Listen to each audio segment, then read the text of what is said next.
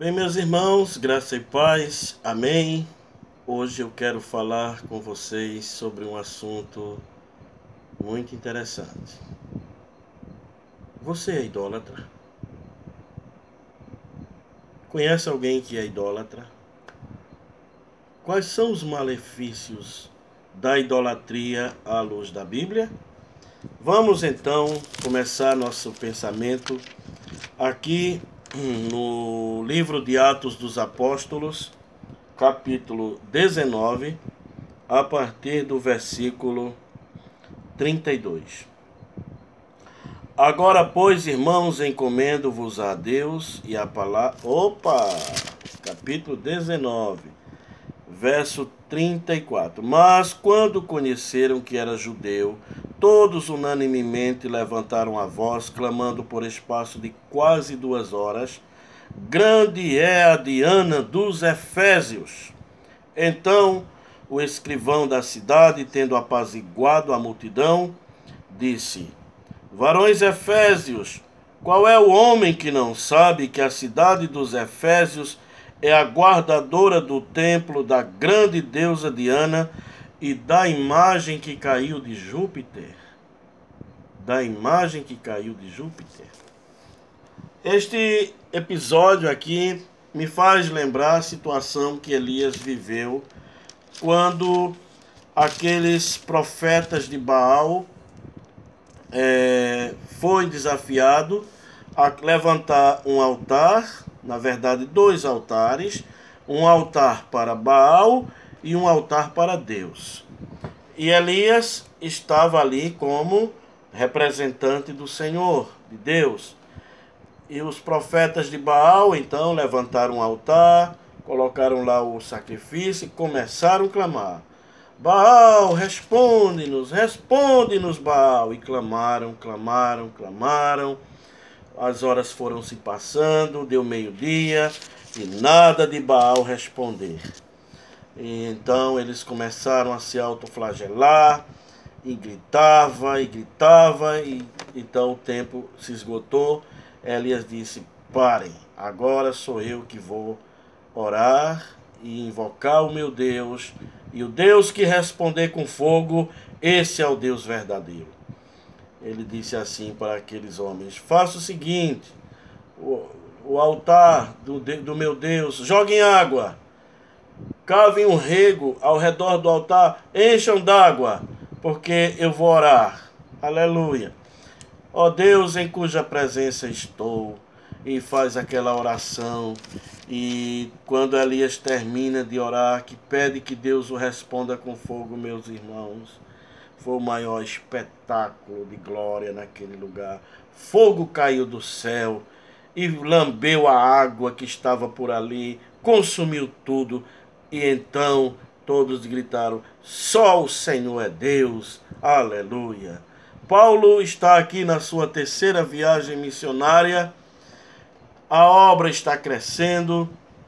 A palavra de Deus está se espalhando e se tornando conhecida, de forma que, por outro lado, cria prejuízo.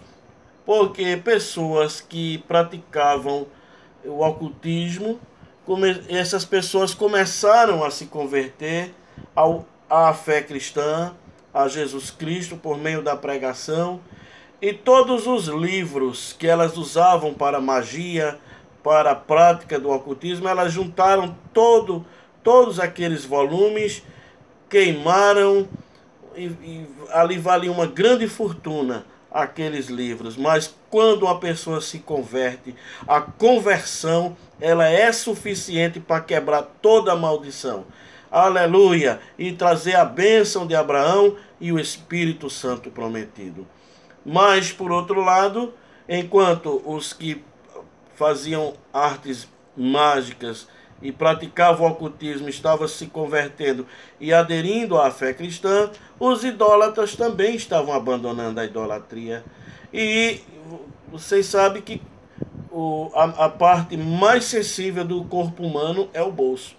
E mexeu no bolso de Demétrio, porque o povo não estava mais comprando os objetos que ele fabricava, os nichos que ele fabricava de prata, e isso estava mexendo no seu bolso.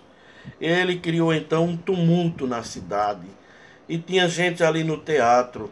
Pegaram Gaio e Aristarco, levaram para o teatro, porque no teatro era onde eles decidiam, tomavam todas as decisões.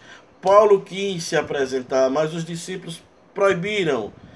Então a situação estava um verdadeiro caos na cidade, uma desordem na cidade, porque, querendo ou não, Jesus, quando chega, ele desestrutura tudo. Ele disse: eu não vim trazer paz, eu vim trazer guerra. Botar um pai contra o filho, uma nora contra a sogra. Essa é a guerra que Jesus fala. E estava acontecendo ali em Éfeso, por causa da pregação do evangelho, que confrontou o engano. E então tinha gente ali que não sabia nem por que estava no meio daquele tumulto todo. No meio daquela confusão, um jovem, um senhor chamado Alexandre toma a palavra, mas descobre que ele é judeu. Aí é que o povo grita: grande é a Diana dos Efésios, por 2 horas.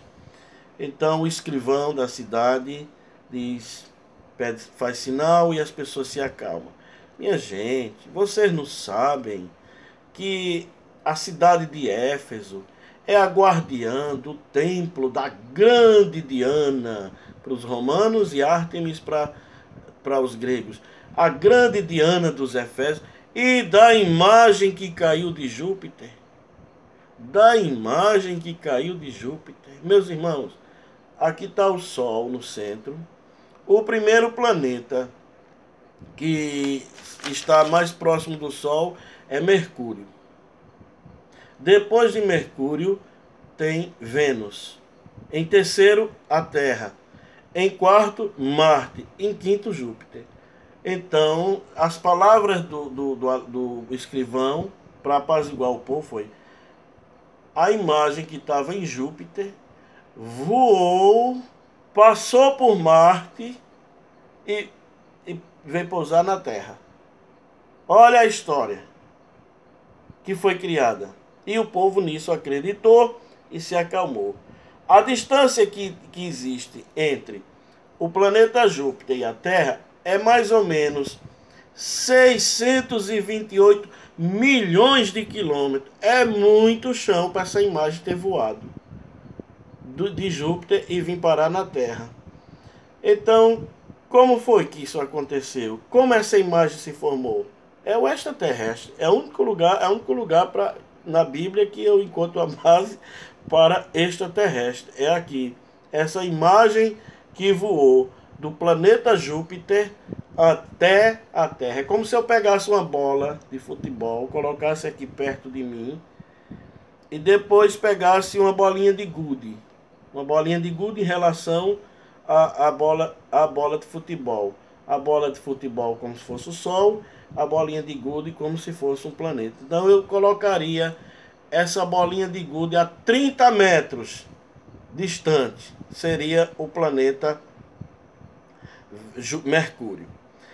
Mais 30 metros, botaria outra bolinha de gude. Seria o planeta Vênus. Mais 30 metros, a Terra. E aí vai. Só para a gente ter mais ou menos uma noção, que não é lá essas coisas, esse exemplo, mas é muito espaço, é muito longe para essa imagem sair voando e cair ali na Terra. Meus irmãos, percebemos aí que a prática da idolatria não tem uma base muito sólida. A idolatria está firmada, baseada, está sobre uma plataforma que não resiste ao critério, ao crivo da razão. Cuidado com idolatria. Vamos lá. Os 10 mandamentos, no capítulo 20 de Êxodo, nós temos os 4 primeiros mandamentos, estão relacionados ao amor do homem para com Deus. Porque o primeiro diz: não terás outros deuses diante de mim. Este é o primeiro mandamento da lei de Deus. Eu, quando criança, no catecismo, A professora perguntava: qual é o primeiro mandamento da lei de Deus? Todos respondiam sem questionar: amar a Deus sobre todas as coisas. Se você aprendeu assim, aprendeu errado, igual a mim. A Bíblia diz que o primeiro mandamento é: não terás outros deuses diante de mim. O segundo começa no verso 4 e vai até o verso 6. Não farás para ti imagem de escultura, nem alguma semelhança do que há em cima nos céus, nem embaixo na terra, não nas águas debaixo da terra. Não te encurvarás a elas, nem as servirás. Adorar é servir. Adoração é serviço. Então Deus não quer que seus filhos prestem serviço a imagens de escultura. É o segundo mandamento. O terceiro: não tomarás o nome do Senhor teu Deus em vão. O quarto mandamento começa no verso 8 e vai até o verso 11. Lembra-te do dia do sábado para o santificar. 6 dias trabalharás e farás toda a tua obra, mas o sétimo dia é o sábado do Senhor, e vai até o 11. Eu quero fazer uma observação aqui. O quarto mandamento não está no versículo 8. Lembra-te do dia do sábado para o santificar. O mandamento está no verso 9. O quarto mandamento é este: 6 dias trabalharás e farás toda a tua obra. 6 dias. Até hoje isto permanece. A questão do sétimo e os demais versículos é apenas para explicar a observância deste mandamento. 6 dias. O ser humano até hoje, perante Deus, não pode emendar os 7 dias da semana.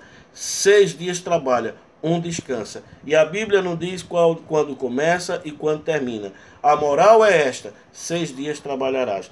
Então esses 4 mandamentos estão relacionados ao amor do homem para com Deus. Os 6 mandamentos estão relacionados ao amor do homem para com o próximo. Honra teu pai, não mate, não adultere, não furte, não diga falso testemunho, não cobiçarás. Então, Jesus, quando disse os mandamentos se resumem em 2, exatamente se encaixa nesse sentido. Porque amar a Deus sobre todas as coisas e ao próximo como a ti mesmo.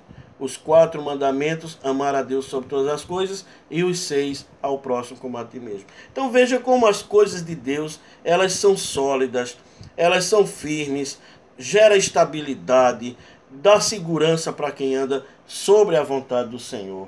Então a quebra desse mandamento traz prejuízos, porque afeta o relacionamento do homem com Deus. Quando ele quebra o segundo mandamento e o primeiro, ele se distancia do Criador e se torna um adúltero espiritual. Normalmente a palavra adultério na Bíblia, ela é usada com a conotação da infidelidade de Israel para com Deus, quando Israel passa a adorar outros deuses. Cada nação tinha um Deus, e quando Israel passava a adorar esses deuses, Deus chamava a nação de adúltera.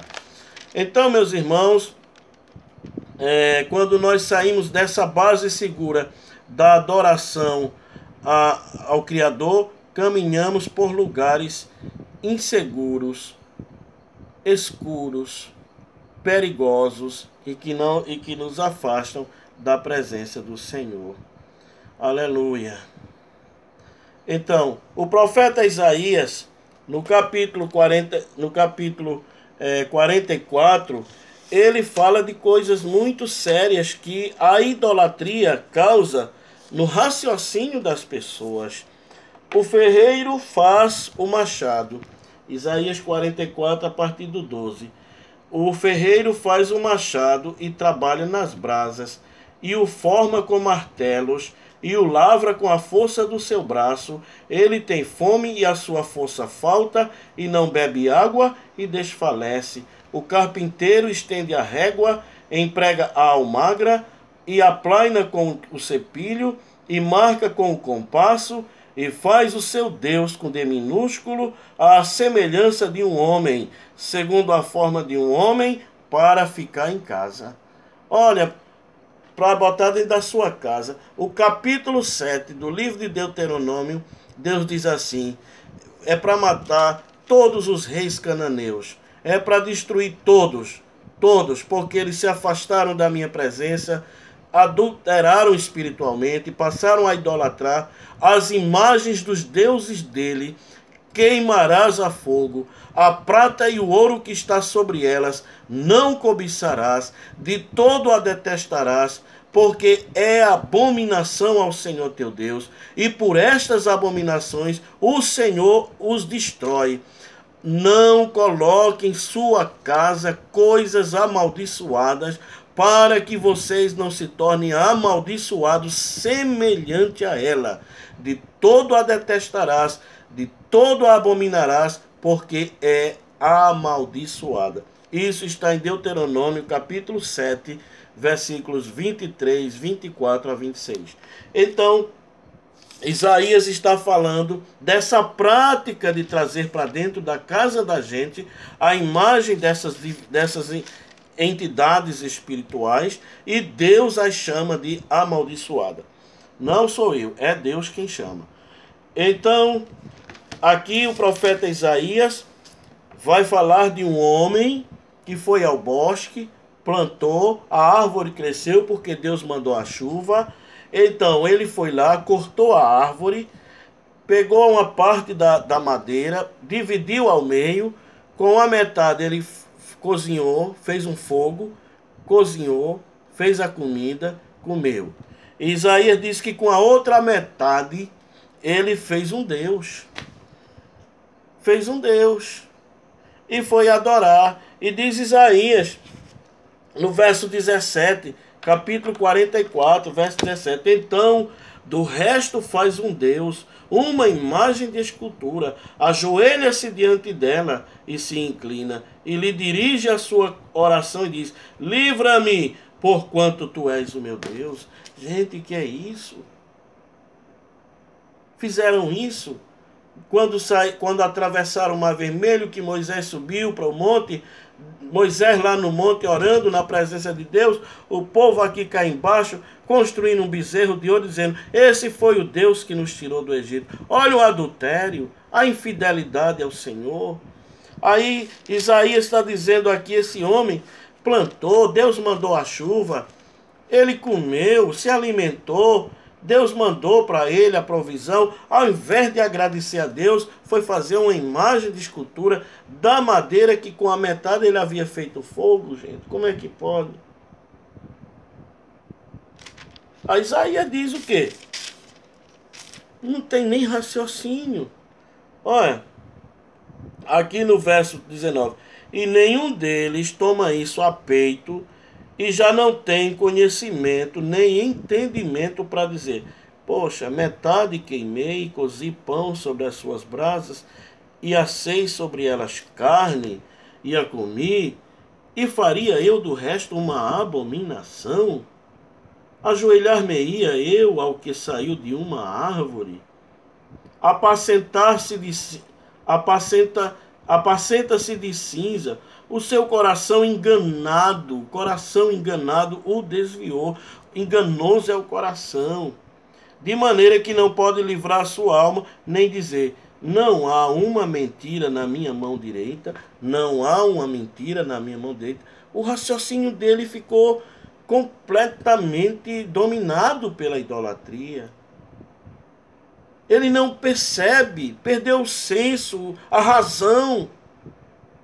E aí a Bíblia diz assim: será que ele não é capaz de perguntar a ele mesmo: será que isso não é uma mentira? E aí eu entro com o primeiro ponto que eu quero estabelecer aqui.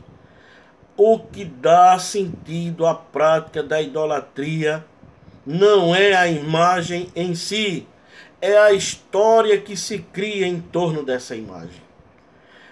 É o engodo, é aí onde está o anzol que fisga e amarra, e aprisiona, e escraviza as pessoas. Essa história que é criada, Olha, achamos essa imagem em tal lugar, apareceu, que ninguém sabe quando, vamos adorar. E o povo adora, porque tem uma história mentirosa. Eu estou falando aqui da Bíblia. Será que eu não estou acreditando numa mentira? Então, meus irmãos, esse é o primeiro ponto. Por que que a imagem de Júpiter estava lá em Éfeso? Por causa de uma história que disse que voou do planeta Júpiter, atravessou o planeta Marte e veio cair na Terra. Que história é essa? É a história, é a ficção que se cria, o mito que se cria, e aí é onde aprisiona. Meus irmãos, quando Salomão morreu, que seus filhos assumiram o governo do reino, estava dividido. 10 tribos estava seguindo Jeroboão, que era a Israel do norte, e o sul, Jerusalém, que era formado por Benjamim e Judá, estava seguindo Roboão. Então essas 10 tribos, que era a tribo dos samaritanos, essa terra foi invadida pelo rei da Síria. Quando ele entrou ali, ele pegou todos os judeus, os samaritanos, tirou, deportou e trouxe 5 nações para ficar ali naquele lugar. E o nome da primeira nação que ele trouxe foi Babel.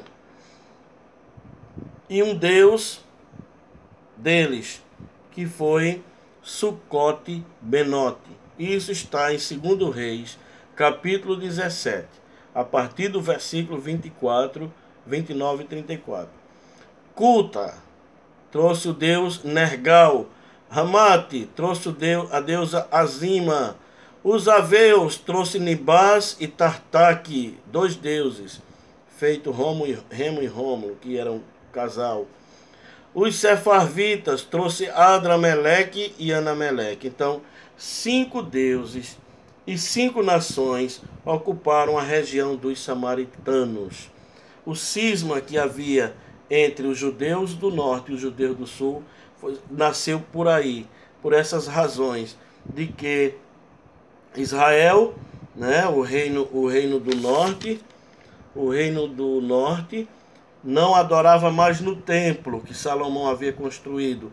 Eles criaram 2 lugares, Dan e Betel, de forma, irmãos, que os montes, havia idolatria e o povo subia nos montes para adorar as imagens, e por isso que os judeus de cá tinham asco, tinham nojo dos samaritanos. No capítulo 54 de Isaías, verso 5, 4 diz assim, Deus diz, olha, a tua esperança não será envergonhada, tu não serás envergonhada, porque o Senhor é o teu marido. Então, Deus, para Israel, era visto como o marido, Israel como a esposa. Esse conceito de que Israel era a esposa e Deus o marido, você encontra o reforço no livro de Oséias. No Novo Testamento, Jesus é o noivo, a igreja é a noiva. Então, o livro de Cantares, o nosso relacionamento com Deus é exemplificado pelo relacionamento de um marido e de uma esposa. Então, esses deuses, os 5 deuses que ocuparam ali Samaria, eram os maridos espirituais. Quando Jesus conversa com a mulher samaritana, ele diz, vá chamar seu marido. Ela, eu não tenho, você teve 5. Ele não estava se dirigindo exatamente, exclusivamente a ela, mas Jesus estava mostrando que a situação dos samaritanos era de um adultério espiritual. E o 6º que eles pensavam que tinha, não tinha, porque eles não estavam mais servindo a Deus. Os samaritanos, lá no capítulo 17 de Reis, tanto adoravam a esses 5 deuses nos montes, mas também adoravam a Deus. Porém, eles estavam se prostituindo espiritualmente. O que é que nós aprendemos com isso? A segunda colocação que eu quero apresentar é que a idolatria é o ato de querer colocar no lugar de Deus qualquer outra coisa para substituí-lo. Foi o que aconteceu com os samaritanos. Tiraram Deus e substituíram por 5 entidades espirituais, 5 divindades, 5 deuses com D minúsculo. Então a idolatria traz esse malefício. Exclui Deus do seu lugar de honra, afasta Deus da sua posição de Senhor, e aí ocupamos com outras coisas. Este é o segundo ponto. E por fim, eu quero trazer um conceito bíblico. O que é idolatria à luz da Bíblia? Talvez você esperou eu falar de Igreja Católica, de budismo. Não falei nada, porque idolatria é um tema que está na Bíblia e a Igreja Católica nem existia. A Bíblia, quando trata de idolatria, ela nem se refere à Igreja Católica. Mas o apóstolo Paulo, e eu não estou mandando nenhum agravo à Igreja Católica, só estou citando como exemplo, para dizer que não é a eles que eu me refiro. A idolatria que eu vou me referir está dentro do meu coração, lamentavelmente. O apóstolo Paulo, aqui em Colossenses, capítulo 3, ele conceitua idolatria com algo que muitas vezes a gente nem imagina. Quando falamos de idolatria, normalmente nós direcionamos o nosso pensamento para religião tal, igreja tal. Mas veja onde que está a idolatria. Louvado seja o nome de Jesus. Colossenses capítulo 3,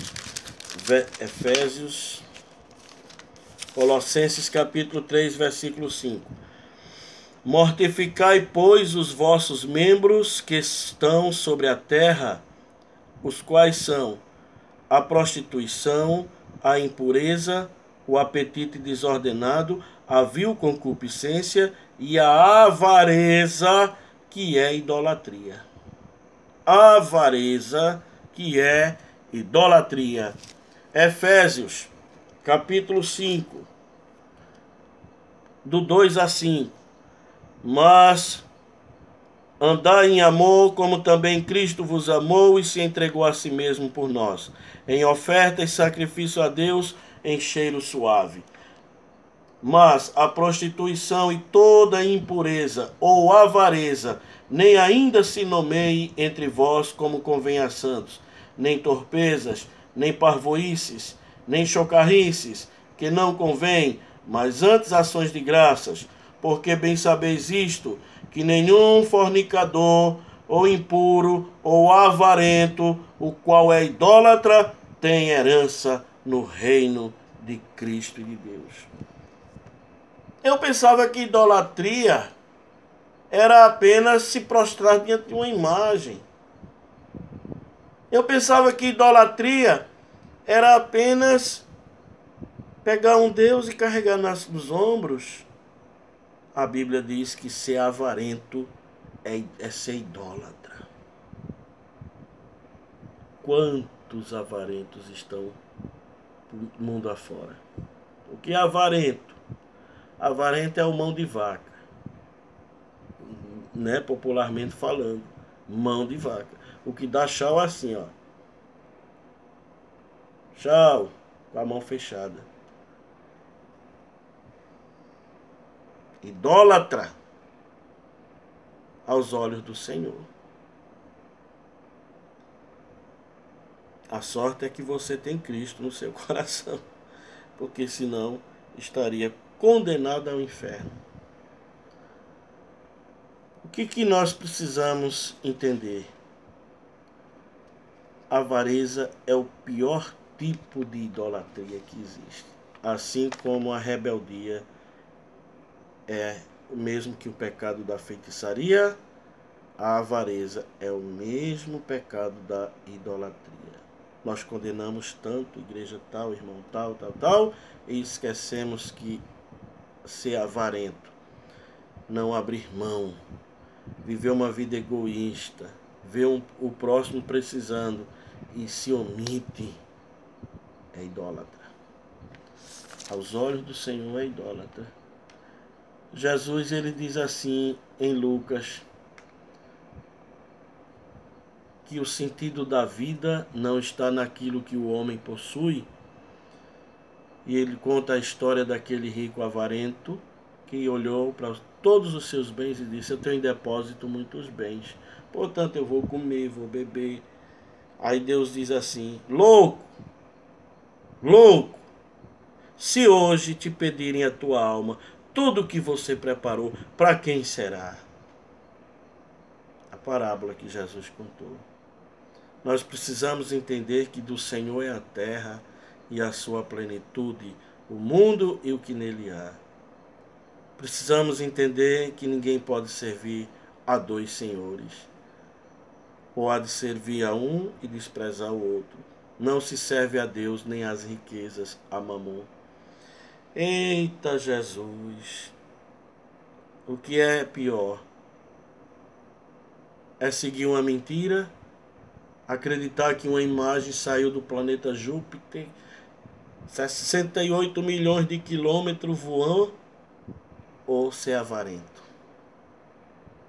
Vê a obra de Deus sofrendo e não abre o coração. Aquele que pode fazer o bem e não faz está pecando, está escrito. Então, meus irmãos, a idolatria é algo muito sério. E há 3 palavrinhas importantes. Latria, que significa adorar. Dulia, que significa honrar. E hiperdulia, que está entre a adoração e a honra. Essa hiperdulia é mais usada na homenagem a Maria, mãe de Jesus. Mas o nosso culto é de latria. Latria é adorar. Eu sirvo a Deus com a minha vida. Eu sirvo a Deus com meus bens. Eu sirvo a Deus com minhas habilidades. Eu sirvo a Deus com as minhas experiências. Eu sirvo a Deus com o que eu tenho. Essa é a cura para que Cristo habite em nós poderosamente. Que Deus os abençoe, em nome de Jesus. Há um louvor muito bonito e eu vou terminar com ele. Feliciano Amaral, o rosto de Cristo.